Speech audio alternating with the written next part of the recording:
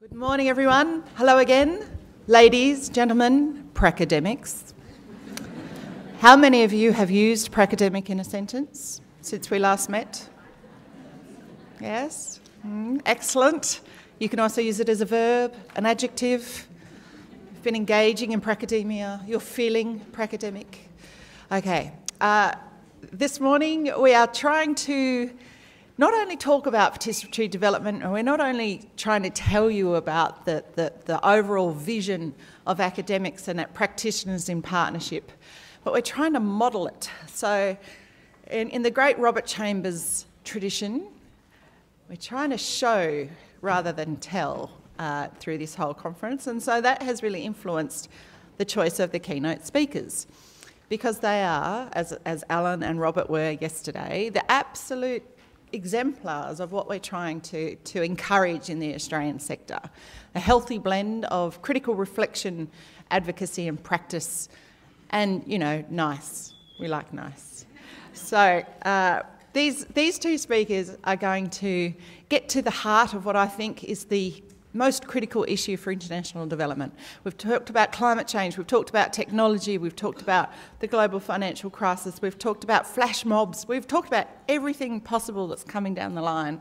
We've talked about very detailed issues that arise in local projects in very different contexts all over the world.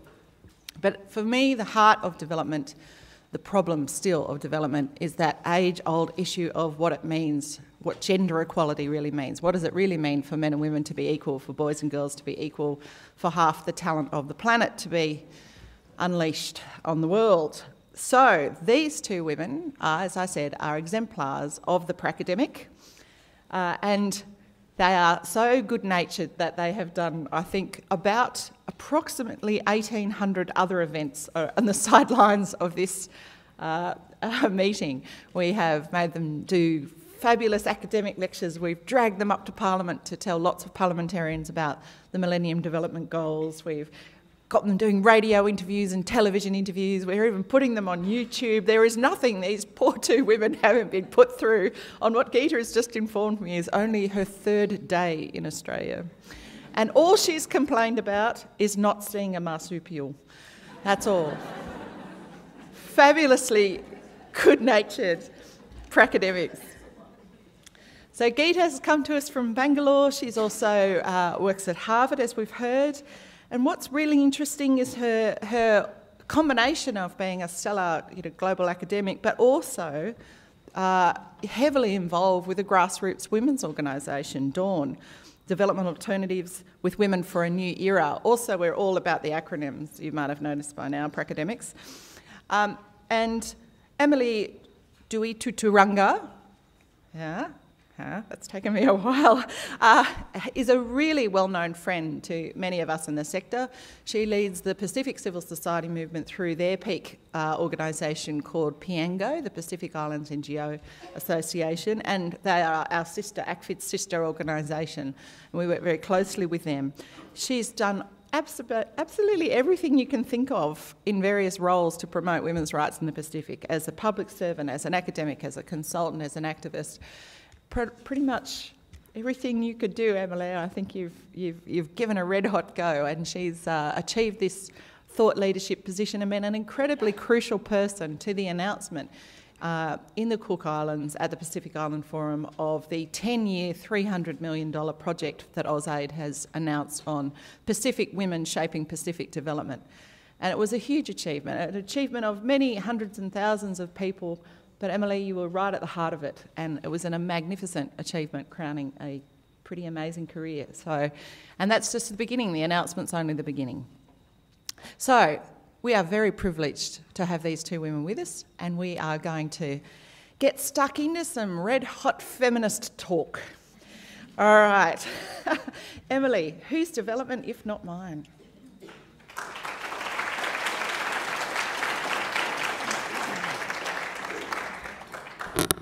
Nisambula Vinaka, morning true, morning Loyufala.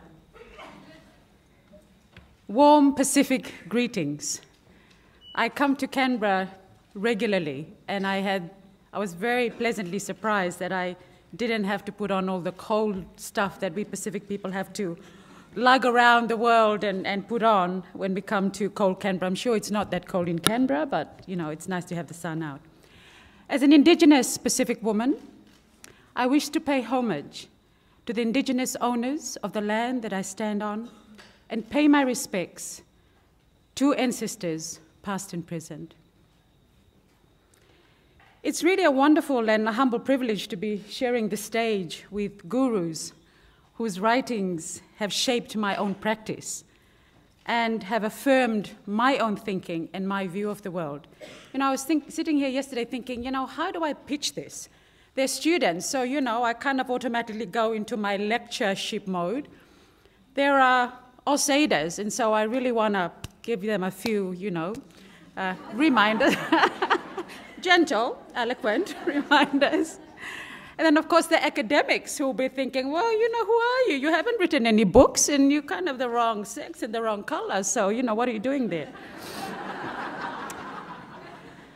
But, I arrived in Sydney thinking like Alan, oh my gosh, I've got 24 hours. And I'm sorry, Alan, we swapped, so I kind of got the better of you having to do my slot yesterday. Don't blame me, blame Patrick or somebody else.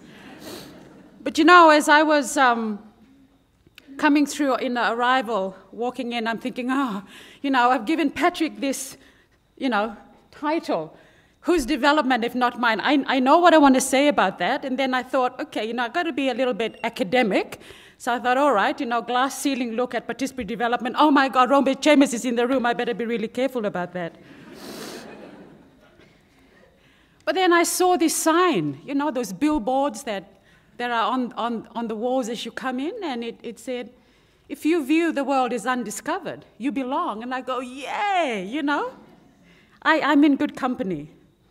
And then, of course, yesterday, I heard, for the first time, I have to admit, about pracademic. And I thought, that's me. It sorted out my identity crisis. So, of course, I come up to Robert and Peter and hugging them and thinking, they're probably thinking, who the hell is she? And guess what? Sorry, Robert, I just had to put that on because,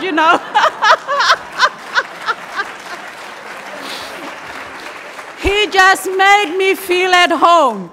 Because, when you get stuck and you don't know anything, you just go. And that was it. Robert, if you haven't written a book with a woman, I'm your partner. No, don't throw up. Come on. So, everyone's coming up with a new terminology. So last night, I missed the lovely dinner that you all had. And I thought, what shall I introduce? I'm a pracademic, okay, I'm going to talk about my practice, but, academic. So I thought and thought. Well, yesterday Robert said, how many of you are? Can I ask? How many of us in the room are TCK? 3CK? Yes! I'm a true academic.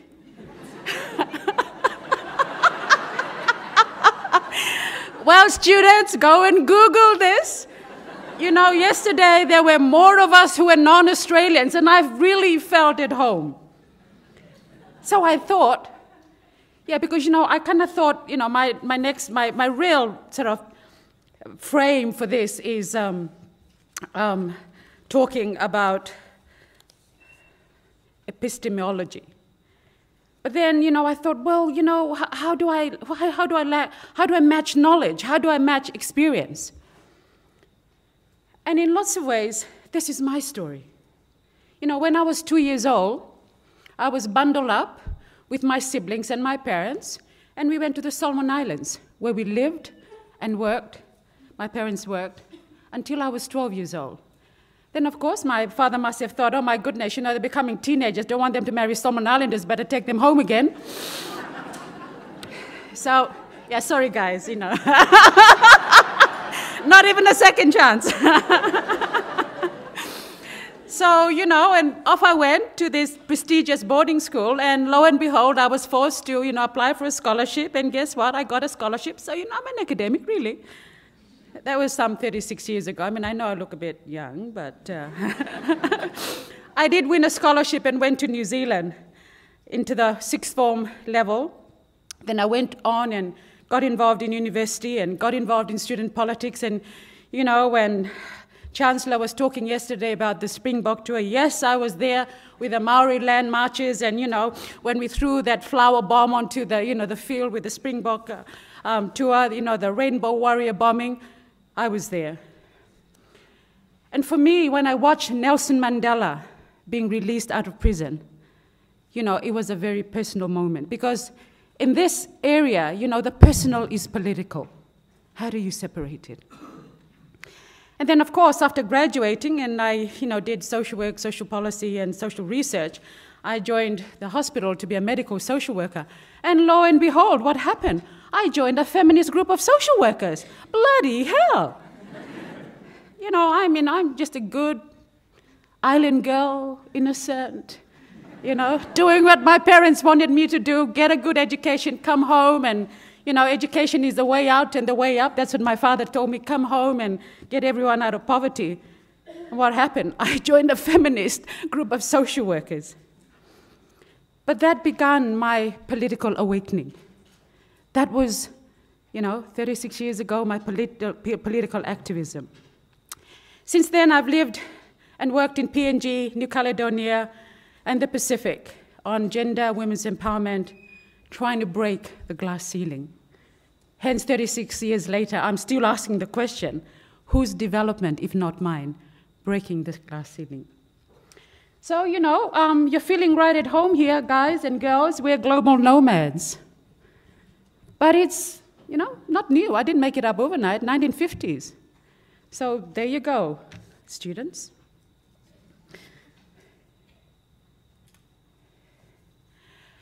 So the academic frame, or what my critical pitch to you is, epistemology. Yeah? What knowledge base are you coming from when you come into my space, when you come into my world, when you come into my culture? The questions I ask: what are the necessary and sufficient conditions of knowledge for researchers to have when researching in Pacific Island settings? And you can say in Africa, you can say in Asia, you can say in the rural Australia. What are your sources of reference? What's your culture? What's your spirituality? What's political economy? So before you kind of like open your mouth, well, answer some of these questions. And yeah, you might be knowledgeable, and you might be in charge of ACFID, and you might be, you know, coming with 6-letter PhDs behind your name. But understand also that there are limits to your knowledge base. Yeah? The good thing is, today, you can start. This is the world of unexploration or undiscovered. Are you aware of those limitations? That's the journey. Epistemology, the Pacific way, or in Fiji, just a couple of elements of it. It's about name and place. They're my parents, and that's a piece of land that I refer to as Vanua. My name is Emele Dui Tuturanga. Dui, each, tu, stand, Turanga, chief. And the story goes that when my father was born, he was given this name so that his children, and for generations to come, we will not forget that once upon a time, we were chiefs in the chiefly island of Fiji. But then we were ousted, and our forefathers and our foremothers got into their various canoes and their boats and their waka and said, from here on, we will be chiefs in our own right. So the actual village that my father comes from, and you know, it's always my father, so Robert, you've written a book every 5 years. I'm going to write one starting now, and I expect you to write the foreword. Thank you. I've always imagined writing a book called I Am My Father's Daughter. Because though I might be well-educated and articulate and eloquent, I am still my father's daughter. And it's really important because I carry that name. And, you know, when I got married and my first husband said, you know, put my name on, and I said, why, you know? I mean, I didn't think I'd divorce him, but I really, you know, objected. Mind you, I was working with a feminist group of people, so it was just not the political thing to do, is to take on your husband's name. Then, of course, when I got divorced, oh, thank God, I still have my maiden name. So, you know, when I married the second time, my husband said, look, this is just not on.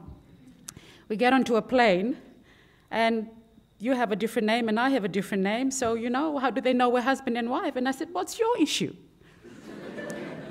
So I trot along to the, you know, passport department of the Fiji government and say, look, I've got to have Dutu Turanga / Charlie. And they said, but it's not what we do. And I said, well, you got to do it, because I'm not going. It just so happens that my husband used to run the civil service of Fiji, although he got booted out by the military, but never mind. There were people there that, you know, kind of respect him, so they kind of like, but then again, you know, it's a man, never mind about me, like, you know, pushing for my rights. They looked at him, they went to the back room, they came back with a passport that had Dutu Turanga Charlie. So that's the story. You know, I carry my father's name. I always relate to my father. It's about patriarchy, it's about the paternal, it's about lineage. That's the story that I come with. And of course, my father carries a title which is called Koroi Randinimbau, which is an award for bravery. And I come from a warrior people. So as my husband would tell you, don't get me mad, because I know what it's like to have blood boil. So I guess what I'm coming back to in terms of epistemology is, what is the cultural frame? When you come into the Pacific, you have to realize that we are a spiritual people. Our name has an identity. We might live in our capitals, but we're spiritually connected to that piece of land that we belong to. And it's what makes us link, what makes us as Pacific peoples link to our seas, our land, our ancestors. It's what stimulates our national consciousness and what provides constant renewal, source of wealth. Our cultures and our languages, now that's another one. If you don't speak the language, doesn't say you can't work there, but that brings limitations. And it's not the transliteration of what you say, because conceptually some things just, you know, some of your language in English just don't exist in my world. So it's very important. But our language and our cultural values, our spiritual beliefs, are very much a part of who we are. And we work really hard to guard those from erosion, particularly, as we heard, rapid, accelerating change, mass media, mass communications, global popular culture, you know, rapidly digital world, the World Wide Web. And so modernization and globalization, and I think as students, as academics, as practitioners, we constantly try to grapple how modernization, globalization, and all of this are impacting on our cultures. And for us in the Pacific, we're only an ocean of small island states. And so this really means a lot more to us. They threatened our family and our community bonds, our values, our spirituality, and weaken our ability to live off the land, off the sea, and then upset our harmony with nature. But as Robert said yesterday, it's about people. And there's a Maori proverb that goes, what is so important in this world, the question? It is people, it is people, it is people. And so here in the Pacific, this must be a region where people matter the most, where every person feels loved, needed, and enjoy a free, responsible, and worthwhile life. So my question to researchers would be, what cultural frame of reference do you come with to understand the importance of my cultural heritage? If you don't have a ready cultural reference, how do you go about that? If you don't speak the language, if you don't mix with locals, if you mispronounce our names, if you come with cable instructions from your capitals and trapped in our capitals, as Robert said, capital trap. You know, we used to call aid and a lot of handout cargo cult. We now see a lot of cargo helping to maintain and uphold this development industry. So I'm asking the question, whose development are you working on, if not mine?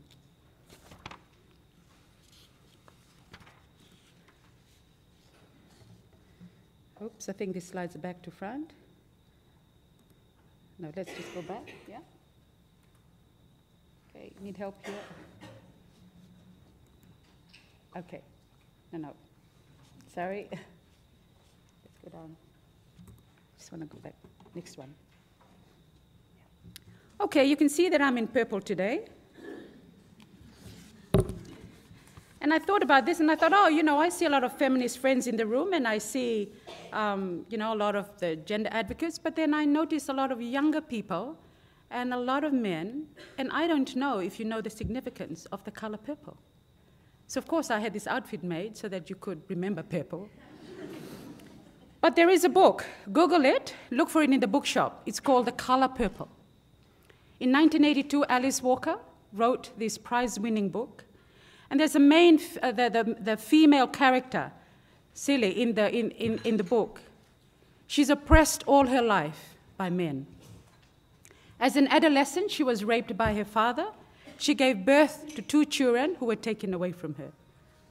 She writes to God for the lack of someone else to write to. She writes to her sister because she's angry with God, because of her past and the people who have hurt her so much. She asks God, why? Which is a question that cannot be answered.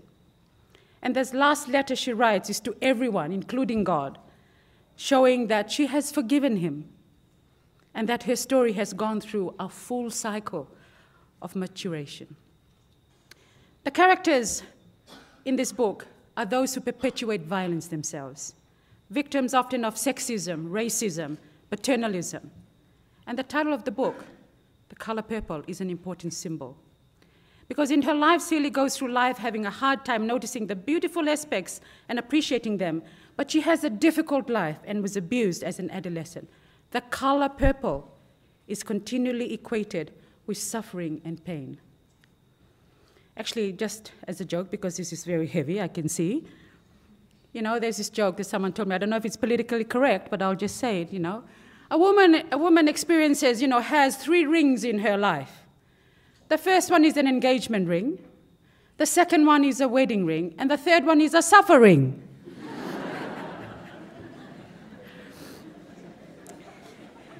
In the color purple also, you know, the color purple is equated with the swollen faces that turn purple and the body parts that turn purple because of physical and sexual violation. Right here in our beautiful Pacific, domestic and family violence is a scourge and a menace to society, especially to the progress of Pacific girls and women. It is the breeding ground of a violent and abusive generation. Battered and abused women just don't have a way to go. We lose confidence. We have low self-esteem. We become compulsive liars. We become manically depressed. We have nervous breakdowns, and tragically, we more than often take it out on our children, or worse still, develop an immunity towards excessive violence towards ourselves and our children, and take it out on other women. In PNG, in the past, studies by the PNG Law Reform Commission in the 80s found that 2/3 of women were beaten and 2/3 of men admit to beating their wives. Some 20 years later now, WHO multi-country studies confirm that it's 60+. Fiji Women's Crisis Center in Fiji, their research shows 66% of women have experienced abuse. Solomon Islands, 64, Kiribati, 68. And even though we have formal codes of law and have adopted domestic violence, you know, penal codes and all kinds of some form of legal protections, spousal assault is high, and police still refuse to investigate and prosecute. A former Governor General of the Reserve Bank of Fiji once estimated that domestic violence costed Fiji, and this is some years back when I worked in government, 300 million per year in terms of impact and cost to the state. And that's just reported violence. I believe that domestic violence should be outlawed and legislation passed, making domestic violence a criminal offense. A few Pacific countries like Fiji, Vanuatu, now Solomons are looking at this, and so you need to help us. Okay, I'm looking for, no, sorry, go backwards. Previous. Oops, sorry. We just want to go backwards. Okay. No. Okay, here we go. So my question is, if your research methodology does not realize that 1 in 3 Pacific women are in violent relationships, and the results might skew your research. If your research only reveals that prevalence rates and gives more insight into the violence but does not lead to stopping the violence, then whose development is progressed, if not mine?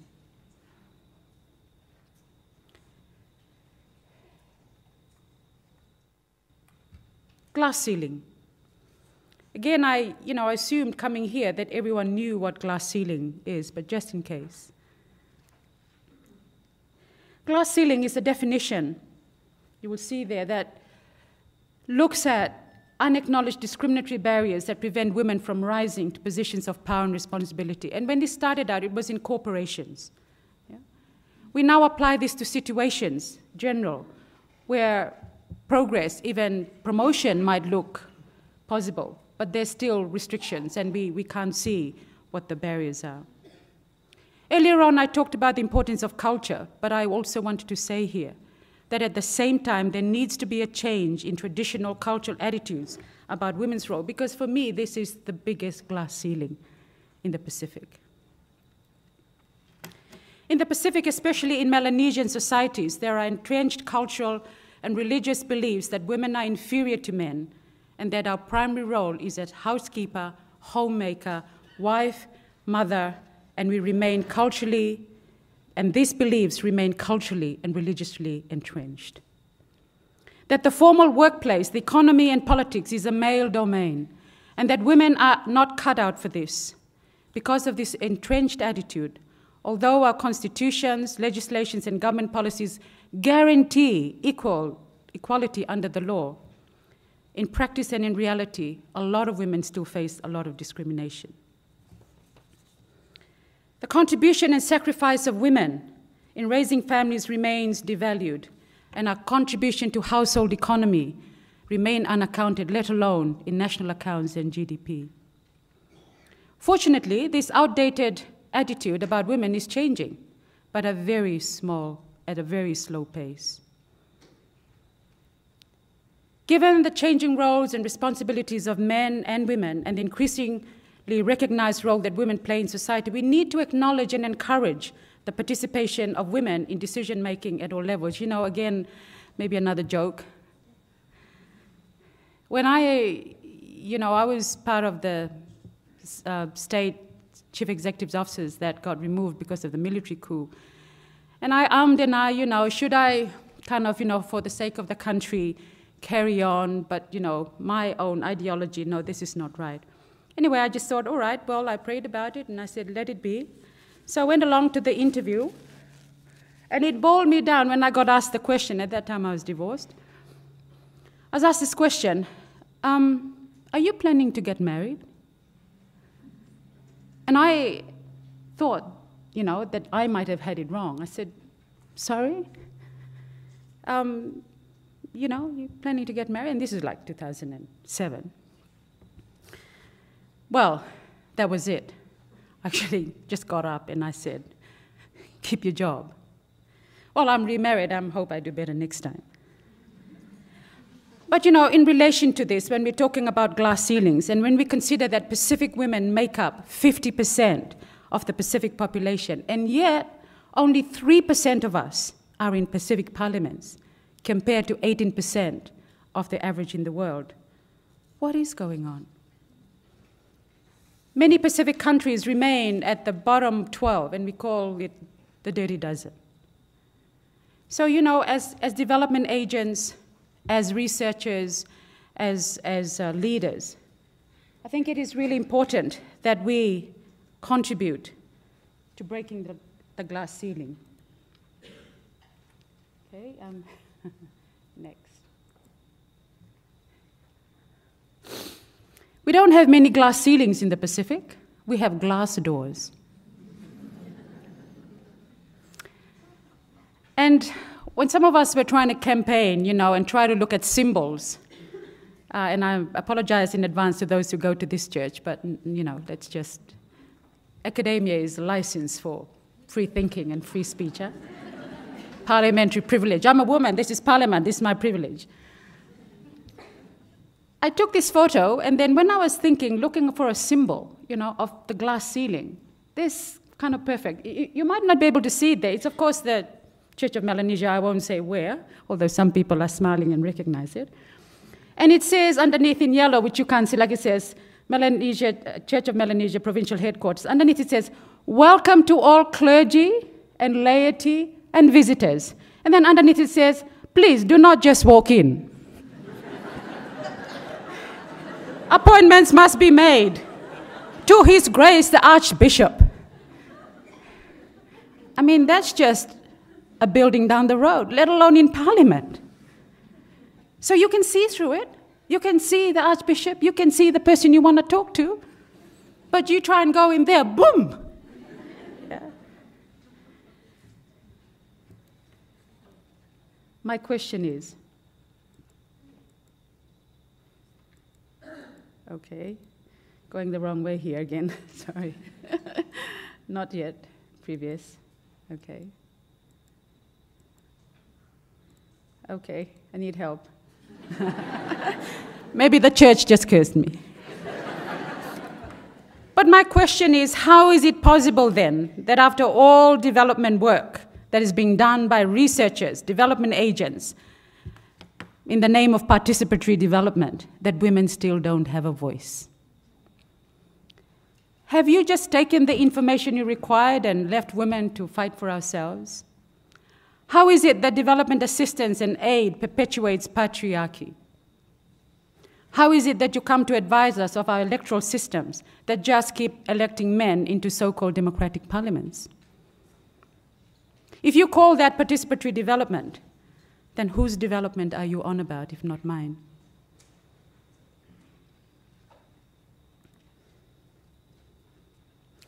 So winding up now, because Geeta and I have to share the hour. So when you come to carry out your participatory development, be it research, design, project, policy,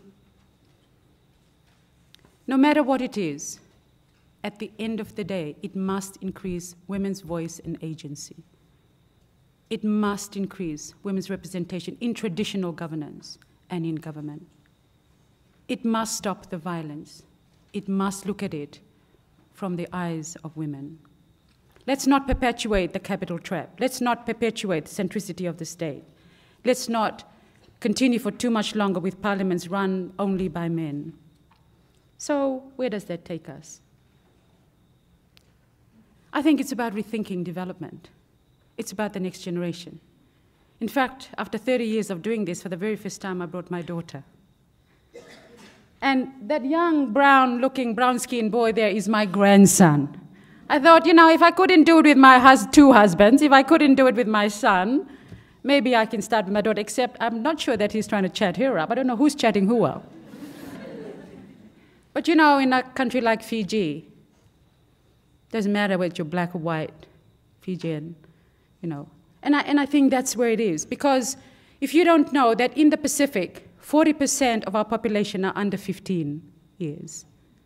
70% are 29 years and younger.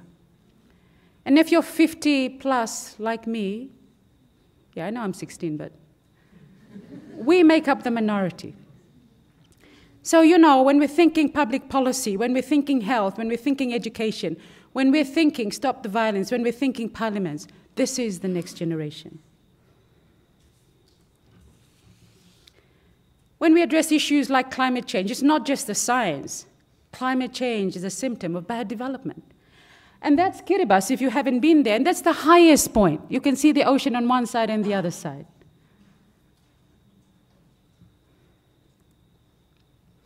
And I borrowed from Alan. I thought I'd give you credence, given that I took your slot this morning, Alan. But for me, it's not just about unbounded activism. It's also about organized civil society. And that is why, being a pracademia, even I'm just so happy. I'll be going back home in my, you know, plane and everywhere I go looking bold, beautiful, and, confident about this pracademia thing. Finally, I feel legitimized. Because, when I talked with civil society leaders at one of the meetings that I've been to, and talked with the younger people that came from the Middle East, and I asked them, after the Arab Spring, I said, what's one thing that I can take back to my country? My country, Fiji, I won't say too much about it. I want to go back home and leave the country as well. But, there's similarities. And I said, what is one lesson? And they said, we had the revolution. It didn't come overnight. It was 40 years coming. But because social media got everybody connected, everyone just went out there. But then we weren't that organized. So the status quo on the other side continued. And so I think the two things are important. I mean, my daughter agrees with me. I mean, I'm talking to her, and she's constantly on this goddamn thing, Like, I said, Mel, I'm talking to you. Yes, Mom, So I'm thinking, okay, so if this is what my kids are going through, like for them, this is their way of, and then I go onto Facebook, and she's already got all of this, and all of Parliament in Facebook, and I'm going, here's me still trying to think, what do I write on an email to everybody, and she's already got it on Facebook. But then she, we had dinner last night. Sorry, Mel, I'm talking a lot about our time together as mother and daughter. But then, she says, Mom, I just feel this thing, but, I want to be part of something bigger than myself. And this is where I think organized civil society comes in. And finally, in 2008, again, this is a long time ago, but, it just seems like yesterday, I went to this conference. And there was the theme of the conference and this huge poster. And this is supposedly written by an Aboriginal woman. And I just want to leave this with you, because this is something that just goes through my mind over and over and over again. And it goes, if you have come to help me, you are wasting your time. But if you have come because your liberation is bound up with mine, then let us work together. I thank you.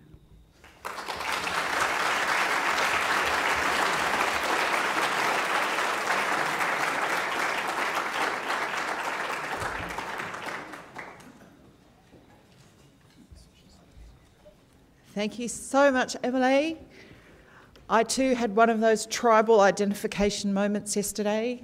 I went into one of the Indigenous parallel sessions about Indigenous work, and someone was talking about Martin Nussbaum's capabilities approach and then about their project in Cape York. And I thought, this is my tribe, fabulous theory, deep practice. It was very exciting. So we're now going to talk about Gita Sen, part of this. Yes, hang on. Yes, it's going. Hang on. We're just working on the PowerPoints. Technology has freed us all. There we go. Can we now welcome Professor Gita Sen?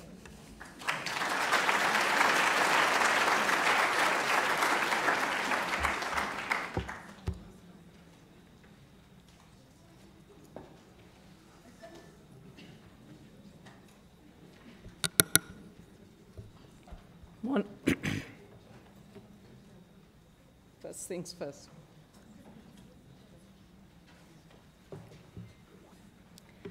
Morning, everyone. That looks like a desperately miserable PowerPoint.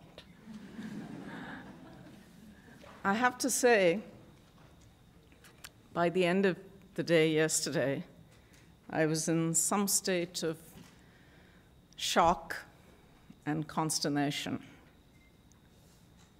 because two of the people, and they will go unnamed, who I'd always thought of as standing development on its head, had actually gone and done PowerPoints. And then I thought, oh my God, because I wasn't going to do a PowerPoint. I've hated PowerPoints forever and ever. And I thought, all right, if they can do it, so can I.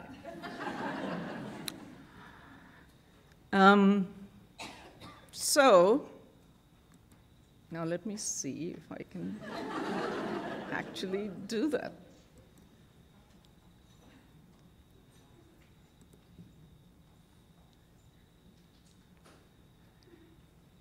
I know.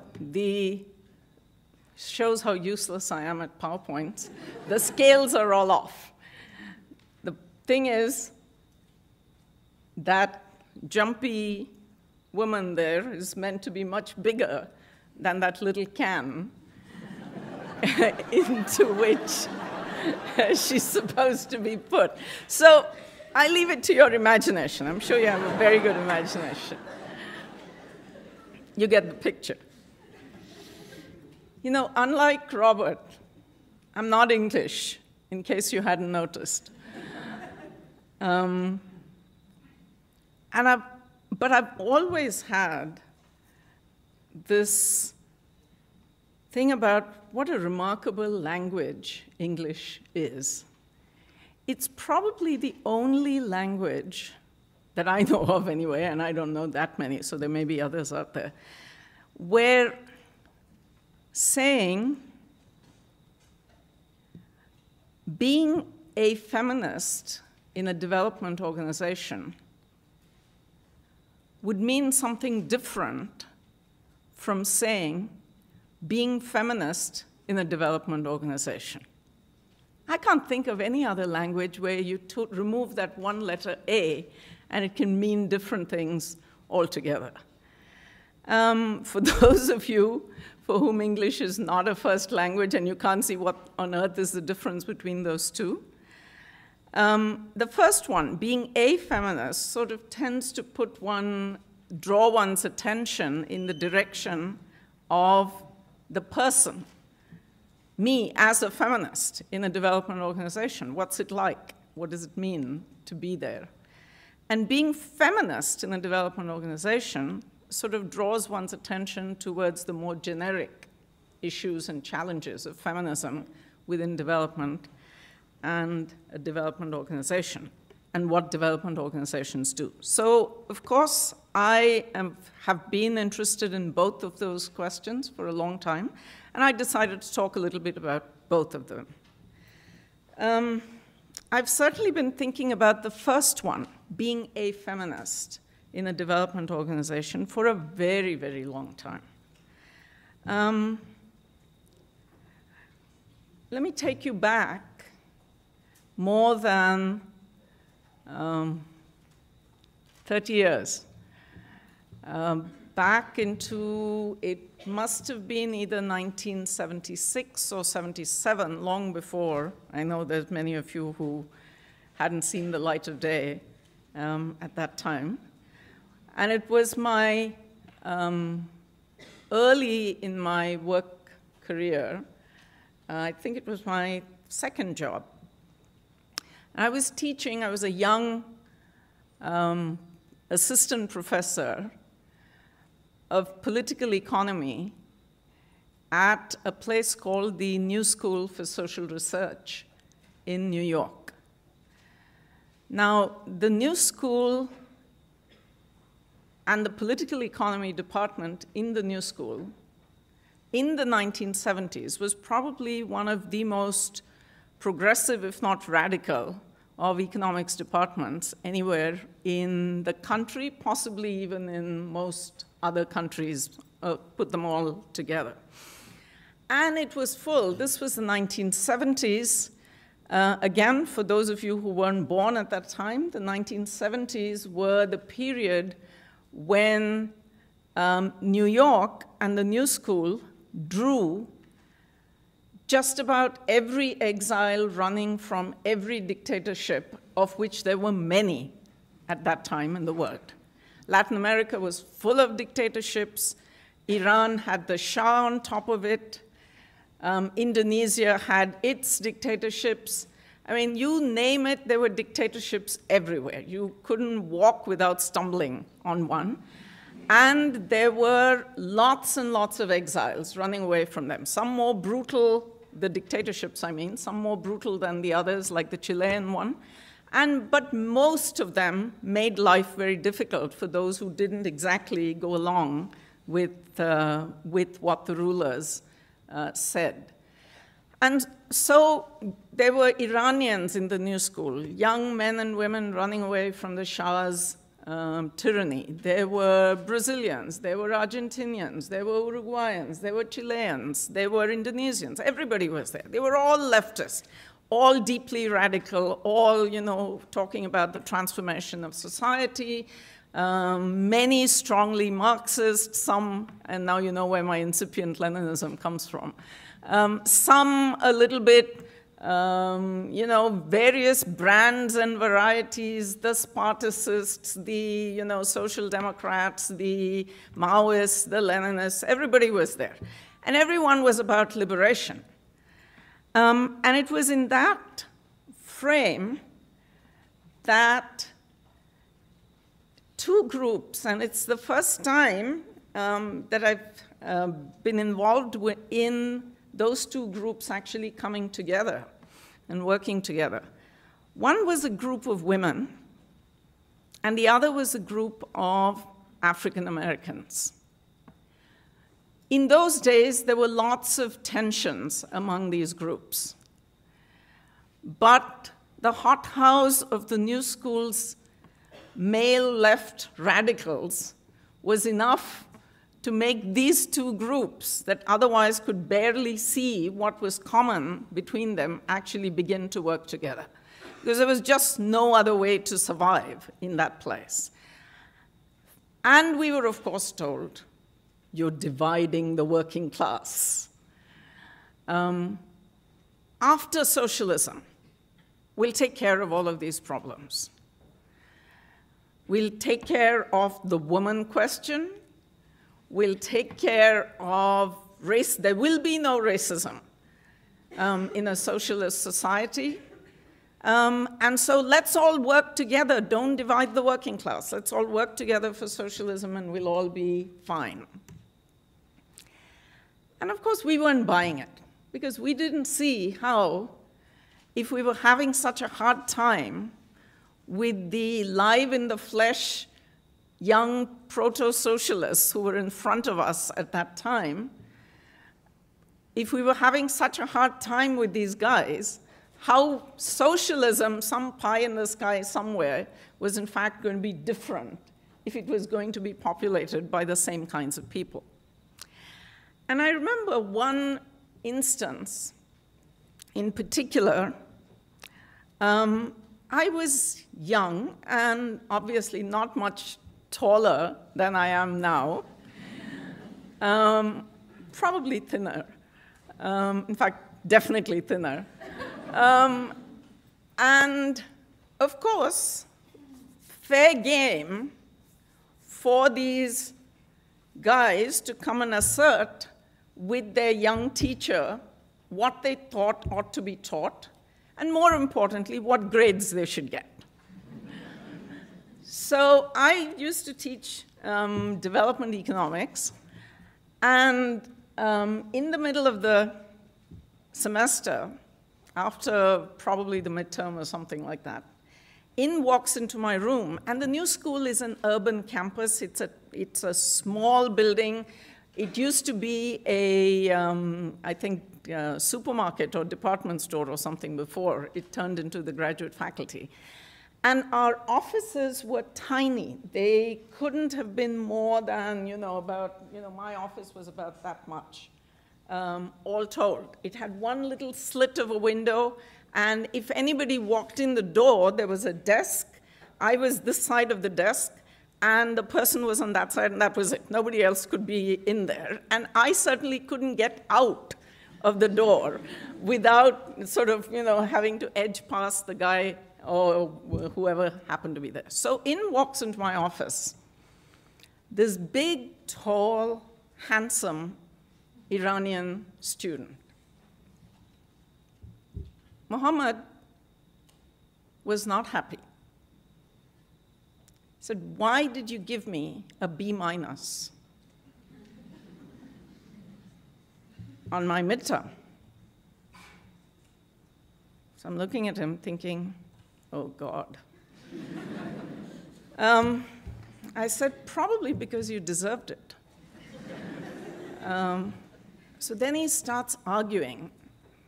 I'm beginning to try to explain, look. And he says, "Look at my paper. You know, where do you see this? And I saw so-and-so's paper, and he said exactly the same thing that I did. And you gave him an A-, and you've given me only a B. You know, we're all in this academic environment. You know how it goes.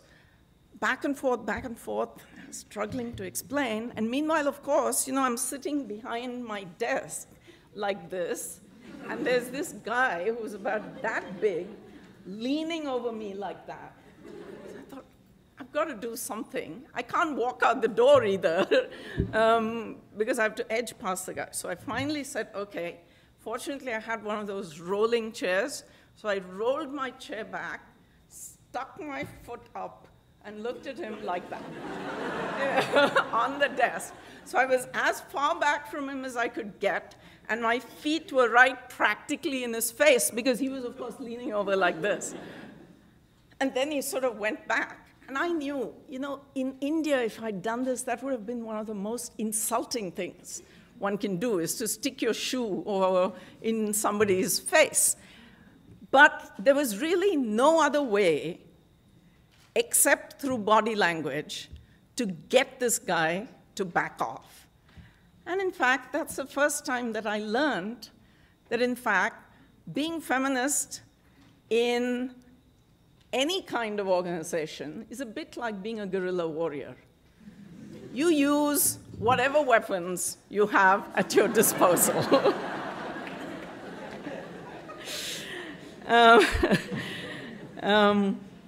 Yes. Now, the New School, I know, was not exactly a development organization, but it was similar in many ways. People very committed to their version of social justice, inclusive if you were willing to jump in their can.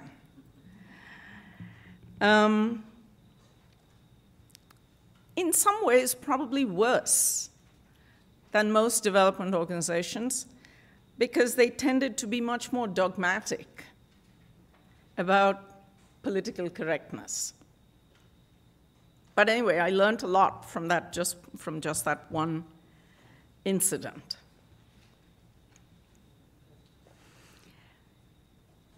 For those of us who try to be feminists in development organizations, there's a saying that Mahatma Gandhi used, and I think it was in the context of his early experiences with apartheid in South Africa in his early years. I've adapted it. This is not what it's sort of what he said, but not quite. I've sort of modified it a little bit. And he talked about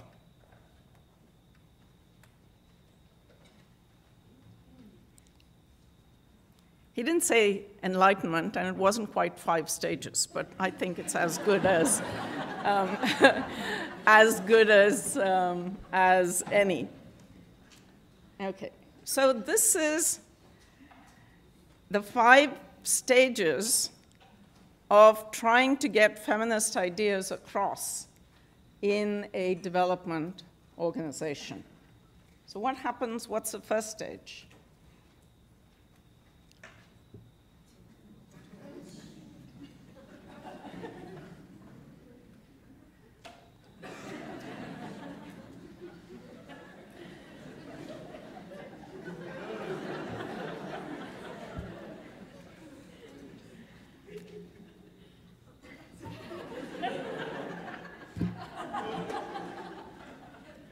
Next stage.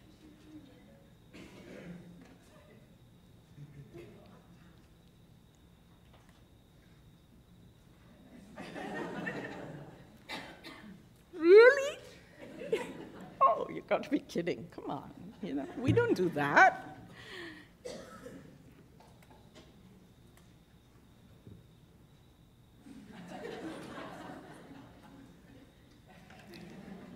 You know, I've heard that before.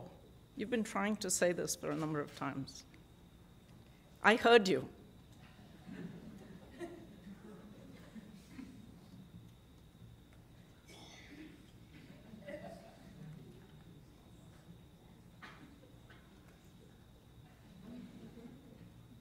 Now you know you're getting there. Okay? When they start getting angry, good sign. It actually means you're getting somewhere. And they're still sort of, giving you the brusheroo. You got a long way to go. Anger is a good thing. When you start seeing the anger, it actually means you touched something.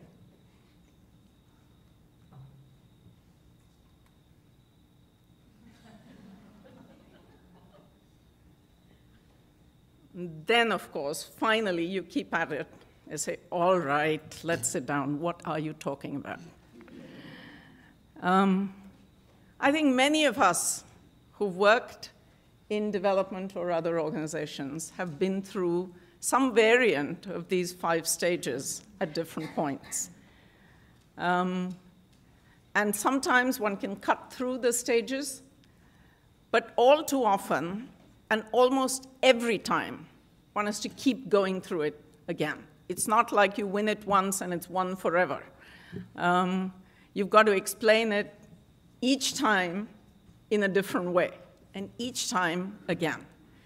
And I think that the important thing for the feminists in organizations is don't give up.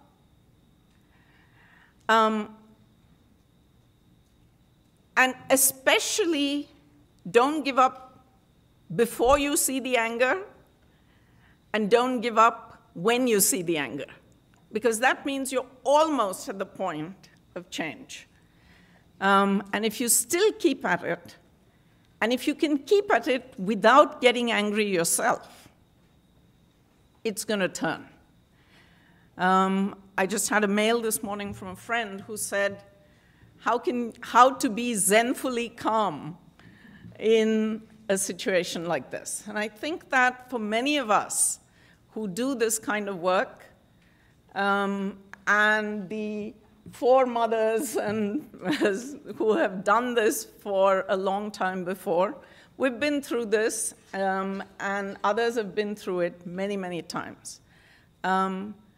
Hopefully, for those of you who are younger and students and so on, you won't quite have to every time go through these kinds of stages, but I promise you, I can't promise you. You may still have to be doing it. So just be zenfully calm about it. Coming now to the second part, which is not about being a feminist, but simply being feminist. The biggest challenge is, of course, as all the previous speakers have said, the challenge of power. Because power determines not just who we are, whether we are our father's daughters, but what we do. And it's on the what we do that I want to focus the rest of what I have to say.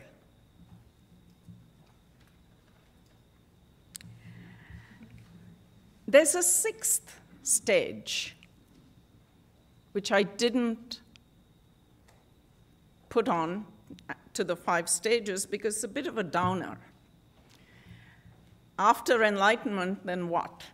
So the 6th stage is critical to what development organizations do, and that is to co-opt and to transmogrify. I love that word.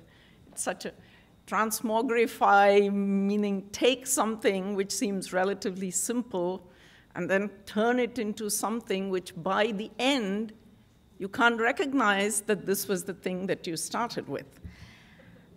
And one such beautiful word in the feminist lexicon of development is empowerment.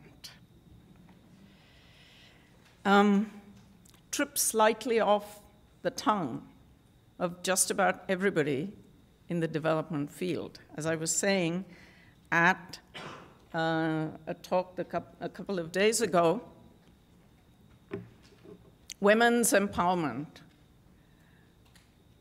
nobody, but nobody, even those who are rabidly against gender equality, object to women's empowerment. Of course, they sometimes get the grammar wrong. They say women empowerment.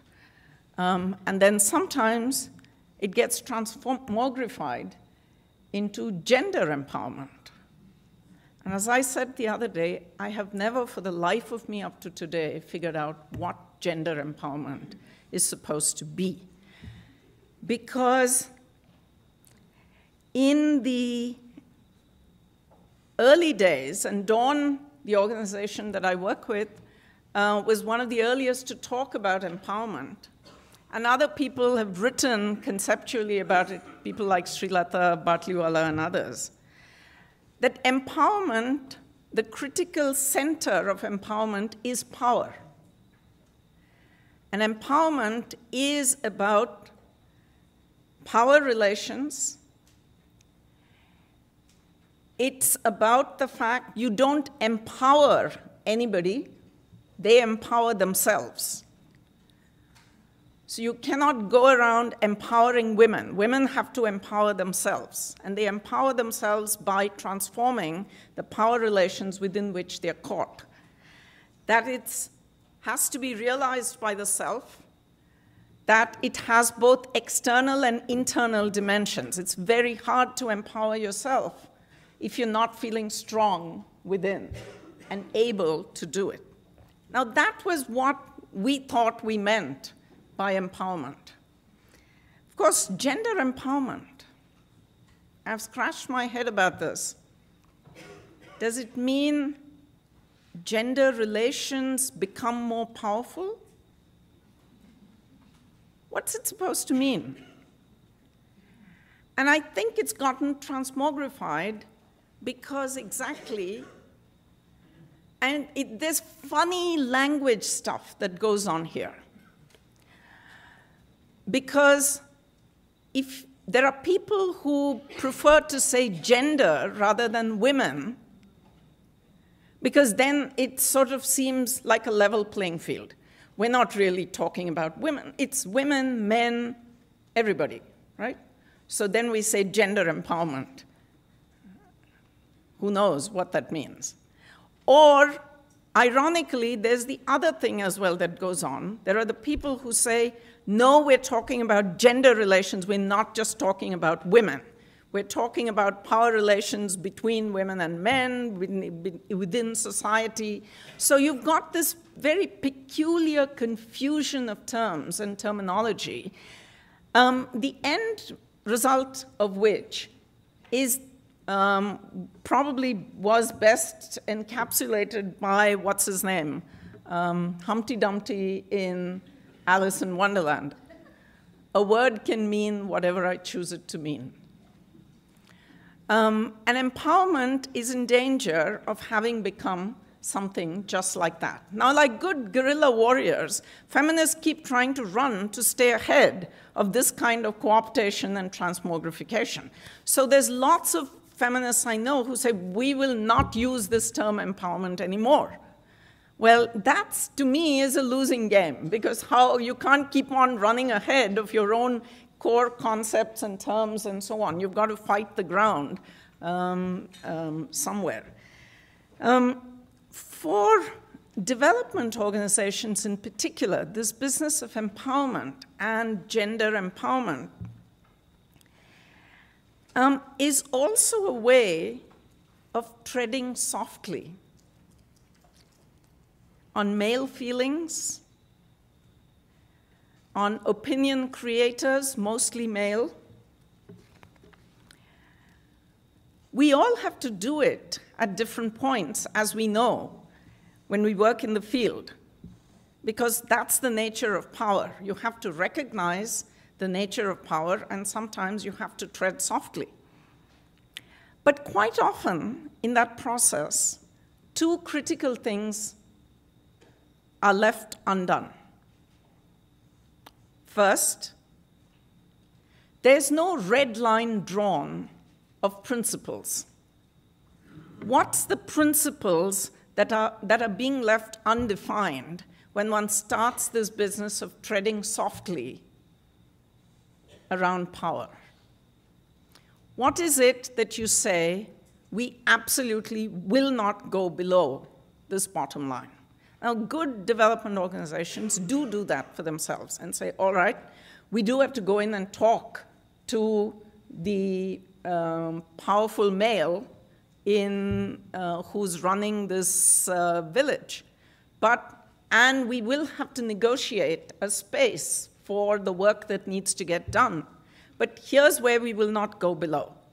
And if we don't do that, well, too bad, we won't do the work here. We'll come back another day. Quite often they won't do that because there's too much involved, too much invested, you want to do it there, et cetera, and then you console yourself saying, well, you know, it's better than what it would be otherwise.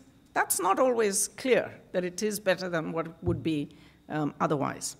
The other crucial thing that quite often gets left undone is the time frame for change remains unspecified.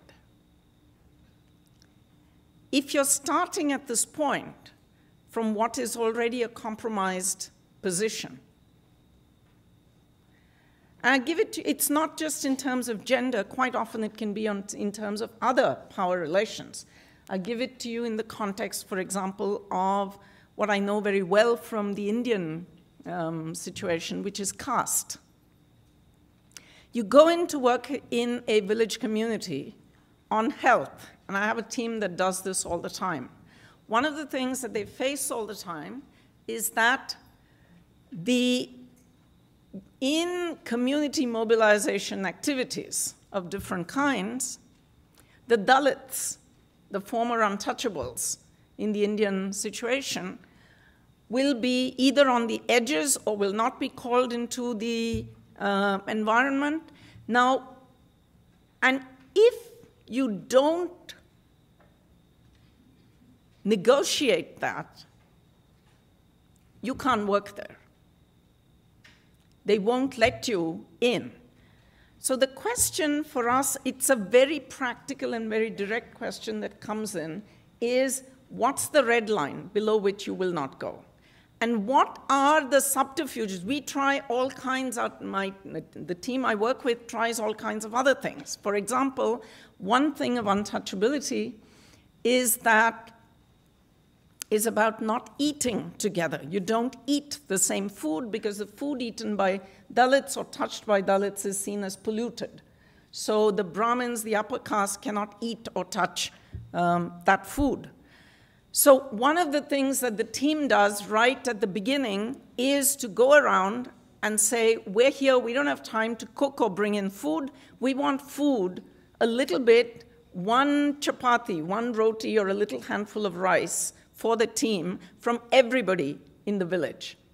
And so they make it very publicly clear that they're collecting the food from every kind of household and then sit together and invite the village elders to come and eat. Now, many of them, of course, will not come at that point, precisely because of what this means, but at least they've seen, the team has established that this, for us, is the way we are. But it doesn't get resolved there. There's, these are things. So what is the bottom line that one holds in that one will not go beneath? And what's the time frame you allow in a village like that for the transformation to happen?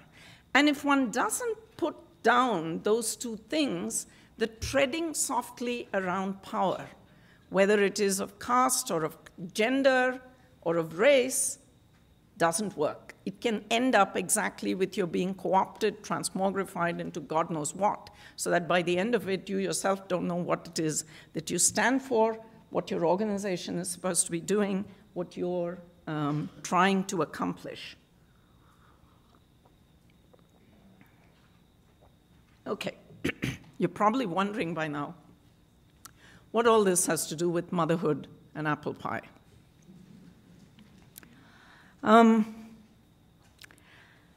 Motherhood and apple pie, I spent too long probably in the, as a student and then teaching in the US. Motherhood and apple pie is this wonderful American term that basically means something that is so good and accepted by everybody as being so good that nobody can be against it. Who, after all, can be against motherhood? And of course, everybody loves apple pie. So the term motherhood and apple pie has come to mean those things which you simply cannot argue against. Another way of talking about it, of course, from the feminist perspective, is it's the bane of political correctness. Because for too much in development and for too many development organizations, gender equality, women's empowerment, and so on have become like motherhood and apple pie. One can't speak against them. One can't question them, because then people would look at you like, where did you land from? It's covered in a mantle of politically correct words and a kind of touchy-feely niceness. But in fact, you can then go on to business as usual and do nothing at all about it. Now, some of this, of course, and let me start off by what this does to the feminists themselves in organizations.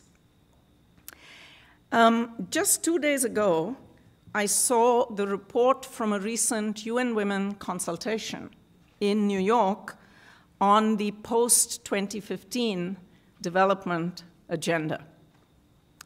And there were lots of UN Women people there. There were lots of civil society, women's organizations there, everybody talking about, so what is it that we want in the post-2015 development agenda?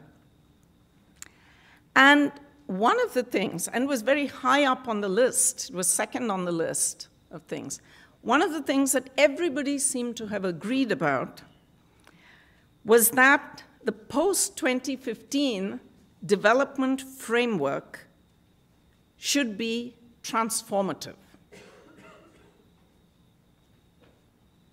But no one knew what that meant. And they said it. In the report, it says everyone agreed it had to be transformative, but no one could quite say what transformative meant.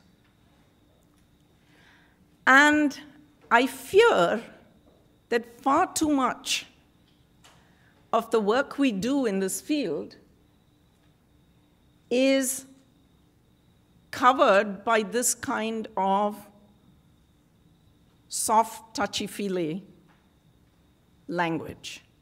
I don't know. I thought to myself, what's a transformative framework?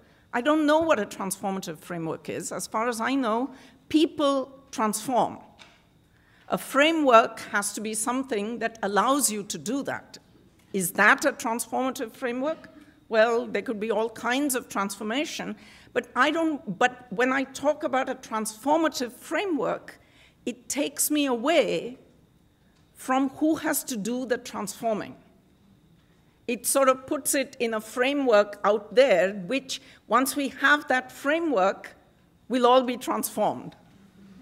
We know it doesn't happen like that. I would much rather have a framework which doesn't have any touchy-feely words around it, which simply says, these are the things that we're going to be looking at. This is what we want to do. And here's who's going to be trying to do it, and here's how we're going to do it. I think, therefore, that part of what we are struggling with in the field is that our language has. It's not the fault of the language, it's the fault of something else going on in the field. And that is, I think, the problem of how we handle or probably don't handle power. And when we don't handle and don't address power head on and direct in all of its forms, then we can end up sort of waffling around in a lot of different ways, thinking we're saying things that are transformative without actually being able to do it. No. So there's a level problem here. Because when I say that, a number of you might say, but wait a minute, we talk about gender power all the time. You know, what do you mean we don't talk about power? The problem is what we understand by gender power and how we think about the level at which power operates.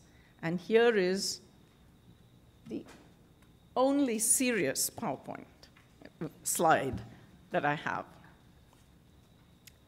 And I sort of sat and put it down because I thought, you know, let me try and really understand this. Let me look at this. And let me start off, before you sort of read through all that, I'll go through it in a minute, but before you do all that, let me just start off by doing something I had to do the other day a couple of times. And that is to say, define what I mean by feminist, by being feminist. For me, feminism is not per se or only identity politics. It is not just about women getting their own in society. It's about a more transformative vision of a society where economy, polity, and culture are built on the principles that feminism operates from, which are the principles of social justice, of the recognition that it takes work to reproduce human beings, the so-called care economy that feminist economists have talked about, and that for many, many women, sustainability, ecological sustainability, is part of what they are engaged with in their day-to-day activities and lives.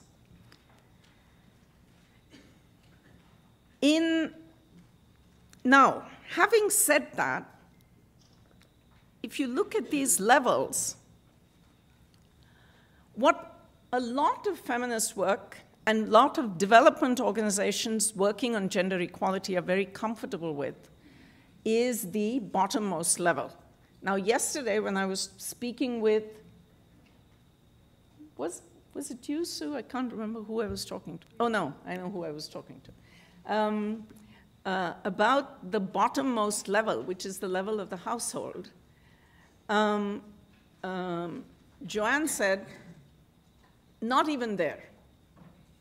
Because what organizations will look at is individuals within households. They're not actually addressing power relations within households quite a lot. What they're doing in development work is looking at what it is that you can do for the individual woman. You're not looking at what gender power relations within the household mean in terms of being based on not just gender, but on age, on marital status, disability, sometimes all of those intersecting. So what does it mean to be a widow? What does it mean to be a young, disabled woman or man in such a society? What does it mean to be a daughter-in-law versus mother-in-law? These are all part of the heart of gender power relations within a household. And the consequences of that power are, of course, the division of labor within the household, who does what kinds of work, who gets to consume what. In South Asia, we're very familiar with that because girls consume much less of everything than boys do. Access to health, who gets health care, who gets what kinds of health care, who gets access to education, water and sanitation. In India, for example, the reason that we make such poor headway on girls increasing their enrollment rates and retention rates in secondary schools is because the secondary schools are typically outside the village within which they live, and there are no toilets in them. Try and take a girl who's 11 or 12 years old, just about, crossing menarche, and throw her into a school for a full day without a toilet, and then expect her to be retained in that school. A whole range of services. All of this operates, in a sense, at the level of the household. But it's not the only kind of power, and it's not the only level at which power operates.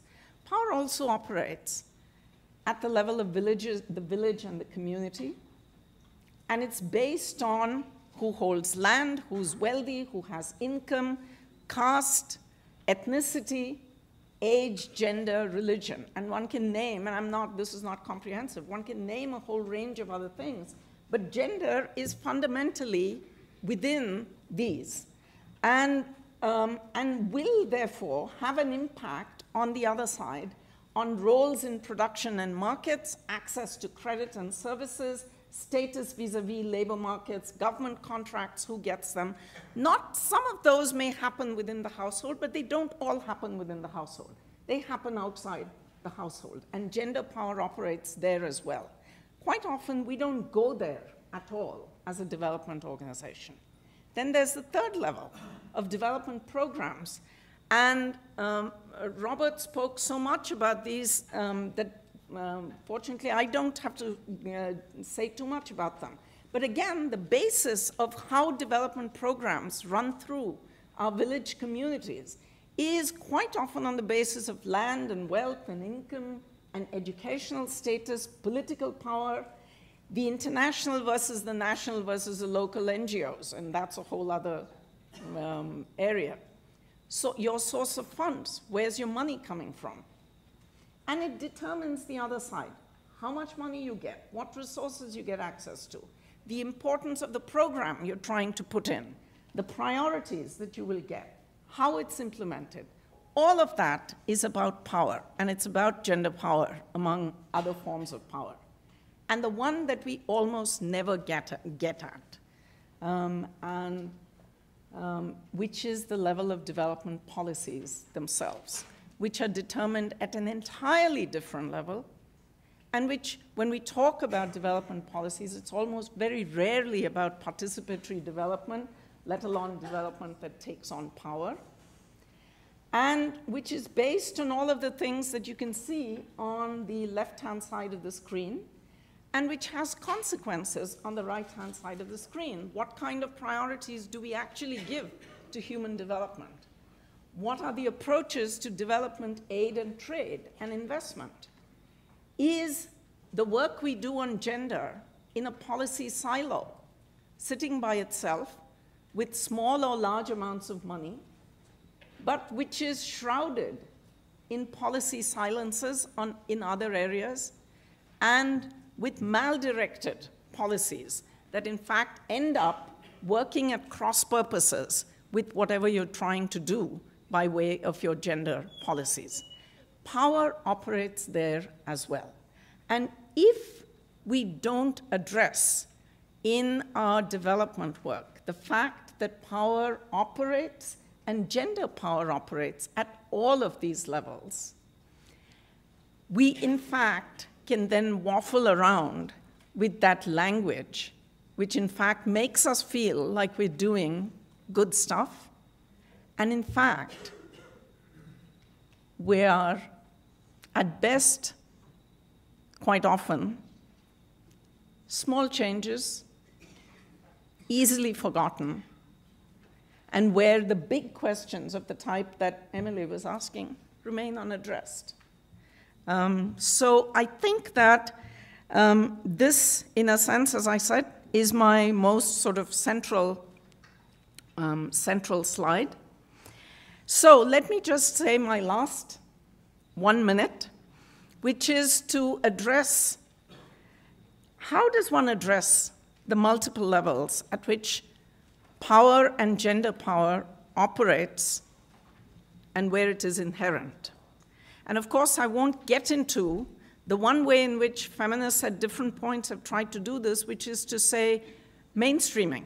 We all know, and I'm not going to go into the discontents of gender mainstreaming. We all know the challenges that it's had and the problems.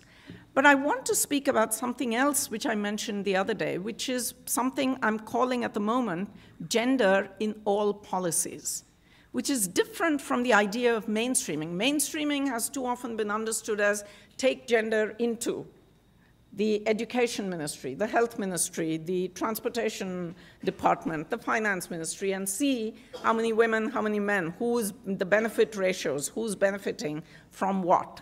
But what I'm speaking about is something else. If you were actually to look at every key policy that you are putting in place and seeing what does it do to gender, and does it run against what you're trying to do by way of your gender policies, perhaps that might have or force us to take a different tack in how we think, for example, about mining, or how we think about experimentally digging up the seabed. It may then force us to think about whether our policies, in fact, are coherent, or whether they are, in fact, running head-on against each other.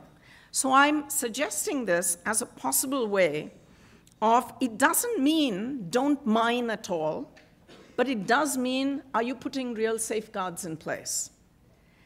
It doesn't mean don't have the corporations in, but is your corporate accountability really and seriously in place? It does mean sometimes don't go there, as with experimental deep-sea mining. Because what you wouldn't do to yourself in your own backyard, don't do in others' backyards. The risks are too great. And this, if one doesn't challenge these levels of policy, one does not, in fact, I think, have a feminist approach to development policy. So the gender in all policies, for me, is a way of asking and addressing difficult questions of power, and perhaps you might say, of speaking truth to power. But that, of course, has always been, for me, at the heart of being or just being feminist. Thank you.